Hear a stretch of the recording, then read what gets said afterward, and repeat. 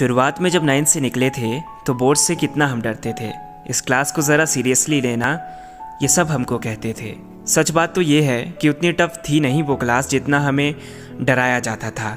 उन बोर्ड्स के एग्ज़ाम्स के लिए ज़बरदस्ती पढ़ाया जाता था। पढ़ाई के साथ मस्ती भी बहुत हुई थी। कभी ना भूलने वाली मेमोरीज़ हमने बनाई थी। याद है वो लंच टाइम जब दोस्तों से टिफ़िन शेयर किया था, और वो मॉर्निंग प्रेयर जिसे हमेशा बंक करने का मन किया था। वो इरिटेटिंग सा क्लास मॉनिटर और वो मैथ्स के टीचर कभी हमें नहीं भूलेंगे। साइंस के प्रैक्टिकल्स और इंग्लिश के क्लास टेस्ट ये हमेशा याद रहेंगे। बैक बेंचर्स का फन और ना पढ़ने का मन, ये हर रोज़ हम देखते थे। और याद है सुबह जल्दी आकर डेस्क चेंज करते थे। कभी कभी तो होमवर्क स्कूल में ही करते थे।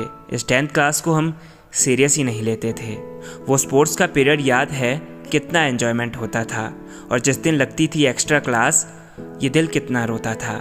ज़िंदगी उन दिनों बहुत हंसती थी, क्योंकि स्कूल में मेरी एक क्रश भी पड़ती थी जिसके साथ बैठना ही मेरे लिए बहुत मायने रखता था।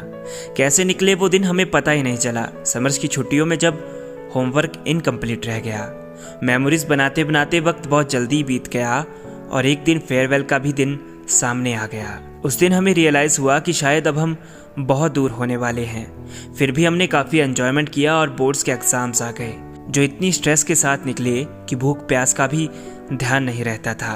पर जिस दिन लास्ट एग्ज़ाम आया दिल खुश भी हुआ और बहुत रोया था, क्योंकि उस दिन हम लास्ट बार मिले थे अपने सारे दोस्तों से। उसके बाद कुछ टीम्स में बंट गए और कुछ